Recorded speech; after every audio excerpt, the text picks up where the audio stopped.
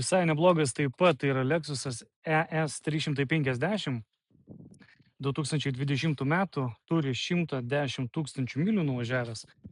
Šiek tiek pažeidimų priekinė dalį yra, kaip matot, bamperis, turi paraktronikus. Toj pusėje taip pat atkibę, reiktų ir sparną padažyti. Parsiduoda draudimo, gruodžio 4 aukcionas, užsikūrė ir važiuoja.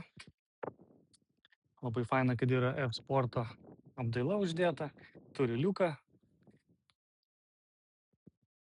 Draudimo kompanija parduoda, o mušimas yra į galinę dalį.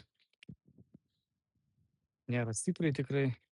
Pažeidimas šiek tiek kliuvęs yra ant dangčio, bet čia galima padaryti tą patį. O šitas šonas yra sveikutėlis.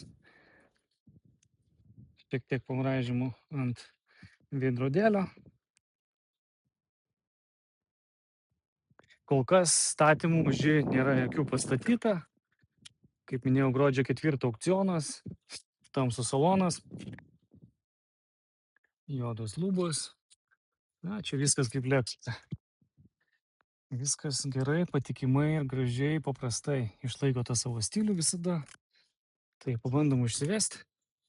Rakto nėra, matau, raktas guli, valiojasi. Nuimtas turbūt yra išneštas šildomas sėdynė, šildomas vairas. Neblogai pakrautas F-Sportas.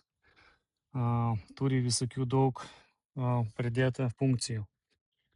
Čia irgi viskas tvarkingai. Šiukšlių tik tai prisidėjo. Geros rekarinės sėdynės. Bet jisai užsiveda. Galit pasižiūrėti užvesto variklio video aukciono svetainėje.